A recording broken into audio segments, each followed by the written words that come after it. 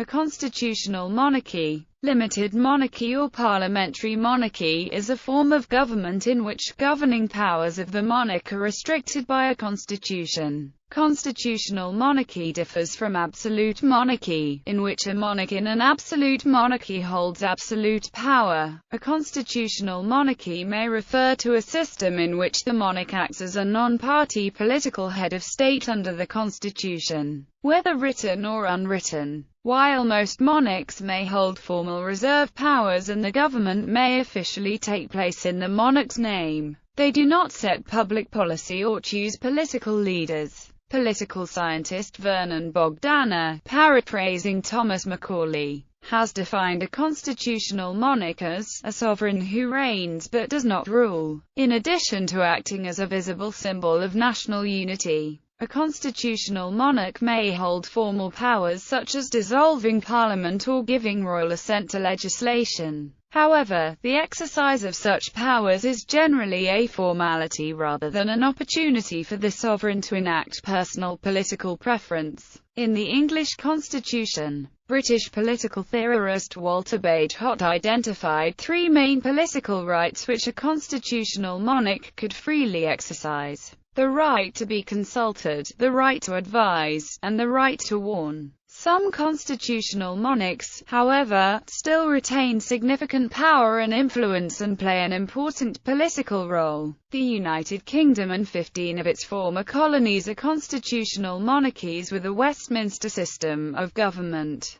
3 states, Malaysia, Cambodia and the Holy See, employ true elective monarchies, where the ruler is periodically selected by a small, aristocratic electoral college. History. The oldest constitutional monarchy dating back to ancient times were the Hittites. They were an ancient Anatolian peoples that lived during the Bronze Age whose king had to share his or her authority with an assembly, called Panku, equivalent to a modern-day deliberative assembly of a legislature. These were scattered noble families that worked as representatives of their subjects in an adjutant or subaltern federal-type landscape. The most recent country to transition from an absolute monarchy to a constitutional monarchy was Bhutan, between 2007 and 2008. Constitutional and absolute monarchy. In the Kingdom of England, the Glorious Revolution of 1688 led to a constitutional monarchy restricted by laws such as the Bill of Rights 1689 and the Act of Settlement 1701, although limits on the power of the monarch are much older than that. At the same time, in Scotland the Convention of Estates enacted the Claim of Right Act 1689, which placed similar limits on the Scottish monarchy. From the Hanoverian accession to the throne of Great Britain, monarchs saw their powers pass further to their ministers, and royal neutrality in politics became cemented early in the reign of Queen Victoria following enlargements to the franchise. Today, the role of the British monarch is by convention effectively ceremonial. Instead, the British Parliament and the government, chiefly in the office of Prime Minister, exercise their powers under royal prerogative, on behalf of the monarch and through powers still formally possessed by the monarch. No person may accept significant public office without swearing an oath of allegiance to the Queen. With few exceptions, the monarch is bound by convention to act on the advice of the government. Constitutional monarchy occurred first in continental Europe, briefly in the early years of the French Revolution, but much more widely afterwards. Napoleon Bonaparte is considered the first monarch proclaiming himself as an embodiment of the nation, rather than as a divinely appointed ruler. This interpretation of monarchy is germane to continental constitutional monarchies. G.W.F. Hegel, in his Elements of the Philosophy of Right, gave it a philosophical justification that concurred with evolving contemporary political theory and the Protestant Christian view of natural law. Hegel's forecast of a constitutional monarch with very limited powers whose function is to embody the national character and provide constitutional continuity in times of emergency was reflected in the development of constitutional monarchies in Europe and Japan. His forecast of the form of government suitable to the modern world may be seen as prophetic. The largely ceremonial offices of president in some modern parliamentary republics in Europe and Israel can be perceived as elected or appointed versions of Hegel's constitutional monarch. The Russian and French presidents, with their stronger powers, may also be regarded in Hegelian terms as wielding powers suitable to the embodiment of the national will. Executive monarchy versus ceremonial monarchy. There exist at least two different types of constitutional monarchies in the modern world: executive and ceremonial. In executive monarchies, the monarch wields significant power. The monarchy under this system of government is a powerful political institution. By contrast, in ceremonial monarchies, the monarch holds little actual power or direct political influence. Executive constitutional monarchies. Bhutan, Bahrain, Jordan, Kuwait, Liechtenstein, Monaco, Morocco, and Tonga. Ceremonial constitutional monarchies.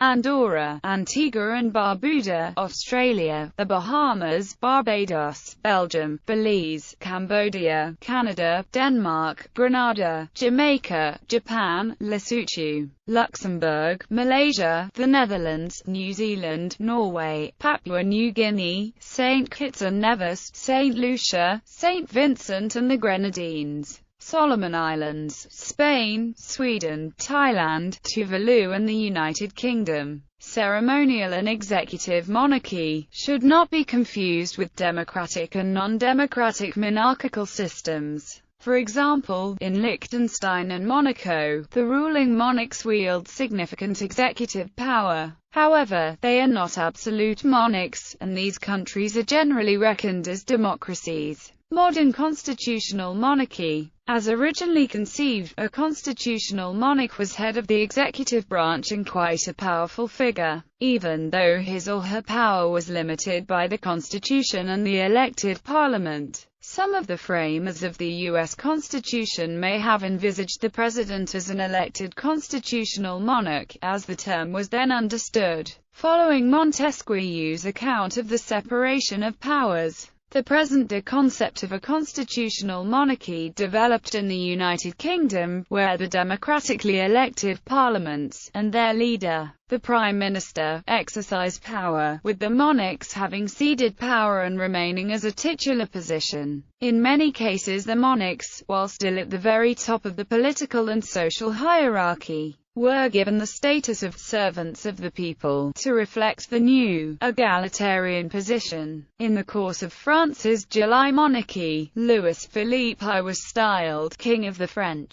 rather than King of France. Following the unification of Germany, Otto von Bismarck rejected the British model. In the constitutional monarchy established under the Constitution of the German Empire which Bismarck inspired, the Kaiser retained considerable actual executive power, while the imperial chancellor needed no parliamentary vote of confidence and ruled solely by the imperial mandate. However, this model of constitutional monarchy was discredited and abolished following Germany's defeat in the First World War. Later, Fascist Italy could also be considered as a constitutional monarchy, in that there was a king as the titular head of state while actual power was held by Benito Mussolini under a constitution. This eventually discredited the Italian monarchy and led to its abolition in 1946. After the Second World War, surviving European monarchies almost invariably adopted some variant of the constitutional monarchy model originally developed in Britain. Nowadays, a parliamentary democracy that is a constitutional monarchy is considered to differ from one that is a republic only in detail rather than in substance.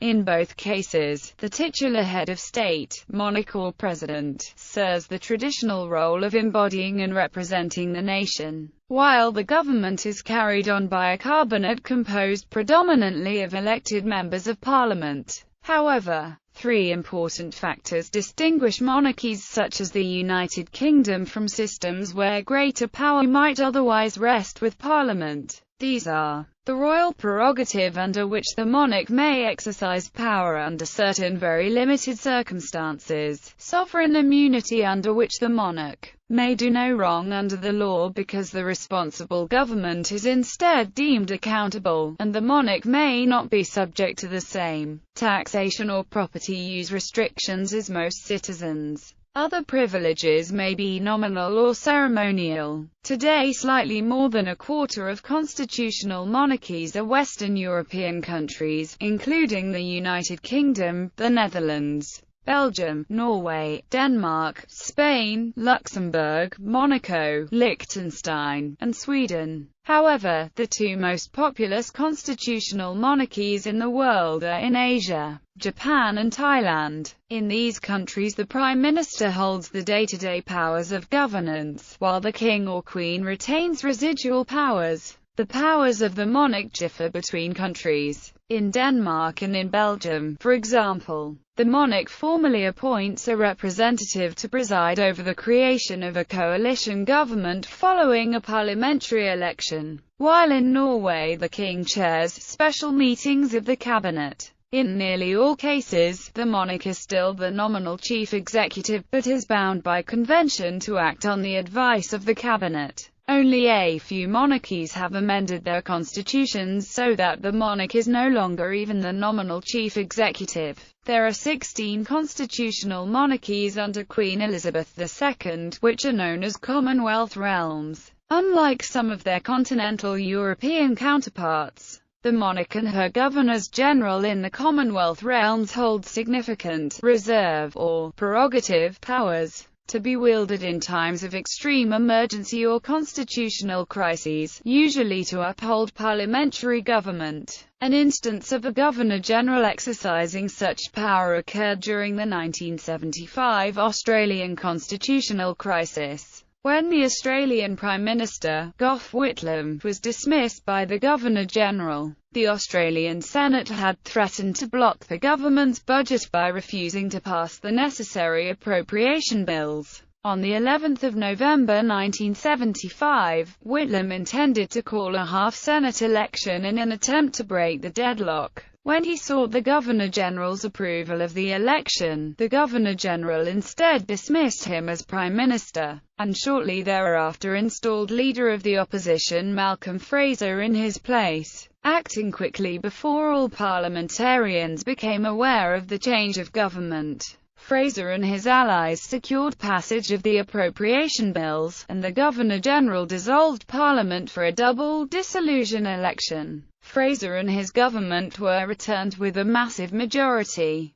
This led to much speculation among Whitlam's supporters as to whether this use of the Governor-General's reserve powers was appropriate, and whether Australia should become a republic. Among supporters of constitutional monarchy, however, the experience confirmed the value of the monarchy as a source of checks and balances against elected politicians who might seek powers in excess of those conferred by the Constitution, and ultimately as a safeguard against dictatorship. In Thailand's constitutional monarchy, the monarch is recognized as the head of state, head of the armed forces, upholder of the Buddhist religion, and defender of the faith. The current king, Bhumibol Adulyadej, is the longest reigning current monarch in the world and in all of Thailand's history. Bhumibol has reigned through several political changes in the Thai government. He has played an influential role in each incident, often acting as mediator between disputing political opponents.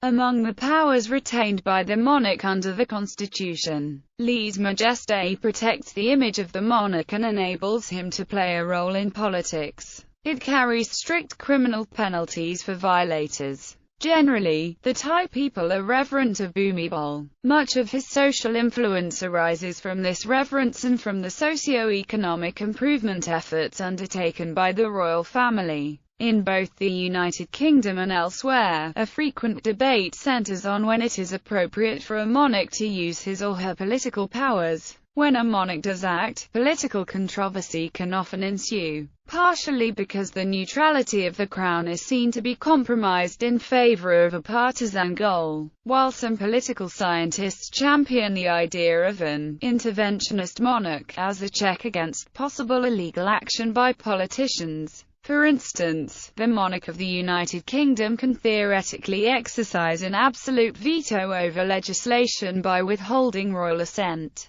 However, no monarch has done so since 1708, and it is widely believed that this and many of the monarch's other political powers are lapsed powers. There are currently 44 monarchies, and most of them are constitutional monarchies. Constitutional monarchies with representative parliamentary systems are shown in green. Other constitutional monarchies are shown in light green. Constitutional monarchies with representative parliamentary systems are shown in red. Other parliamentary systems are shown in orange and green. List of current constitutional monarchies. Former constitutional monarchies. The Anglo-Corsican kingdom was a brief period in the history of Corsica when the island broke with revolutionary France and sought military protection from Great Britain. Corsica became an independent kingdom under George III of the United Kingdom, but with its own elected parliament and a written constitution guaranteeing local autonomy and democratic rights. Brazil from 1815 until 1822, with the proclamation of independence and rise of the Empire of Brazil by Pedro I of Brazil. The empire ended in 1889, when Pedro II was deposed by a military coup. Kingdom of Bulgaria until 1946, when Tsar Simeon was deposed by the Communist Assembly. Many Commonwealth republics were constitutional monarchies for some period after their independence. The Grand Principality of Finland was a constitutional monarchy, though its ruler, Alexander I, was simultaneously an autocrat and absolute ruler in Russia, France, several times during the 19th century. Napoleon Bonaparte proclaimed himself Emperor of the French in what was ostensibly a constitutional monarchy, though modern historians often coin his reign as an absolute monarchy. The Bourbon Restoration, the July Monarchy, and the Second Empire were also constitutional monarchies, although the power of the monarch varied considerably between them. The German Empire from 1871 to 1918 was also a constitutional monarchy. See Constitution of the German Empire. Greece until 1973, when Constantine II was deposed by the military government. The decision was formalized by a plebiscite December 8, 1974. Hawaii, which was an absolute monarchy from its founding in 1810, transitioned to a constitutional monarchy in 1840 when King Kamehameha III promulgated the kingdom's first constitution. This constitutional form of government continued until the monarchy was overthrown in 1893 in American conspiracy. The Kingdom of Hungary. In 1848 to 1849 and 1867 to 1918 as part of Austria-Hungary. In the interwar period, Hungary remained a constitutional monarchy without a reigning monarch. Iceland. The Act of Union, a December 1,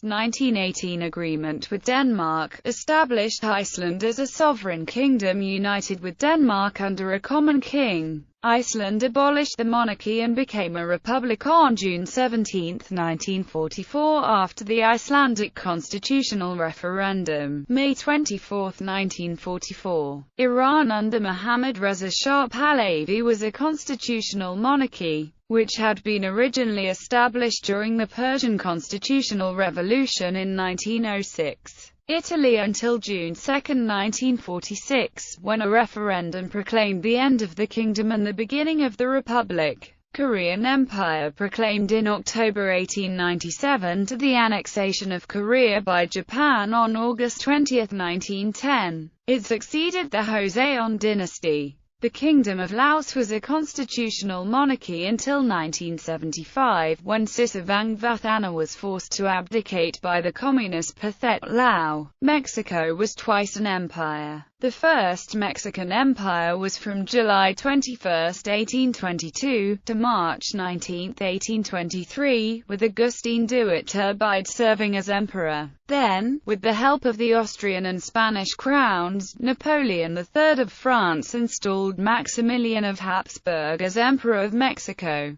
This attempt to create a European-style monarchy lasted 3 years, from 1864 to 1867. Montenegro until 1918, when it merged with Serbia and other areas to form Yugoslavia. Kingdom of Mysore. Nepal until May 28, 2008, when King Gyanendra was deposed, and the Federal Democratic Republic of Nepal was declared. Ottoman Empire from 1876 till 1878, and again from 1908 until the dissolution of the empire in 1922. The Polish-Lithuanian Commonwealth, formed after the Union of Lublin in 1569 and lasting until the final partition of the state in 1795, operated much like many modern European constitutional monarchies. The legislators of the unified state truly did not see it as a monarchy at all, but as a republic under the presidency of the king. Poland-Lithuania also followed the principle of a rex regnate a non gubernate, had a bicameral parliament, and a collection of entrenched legal documents amounting to a constitution along the lines of the modern United Kingdom. The king was elected, and had the duty of maintaining the people's rights.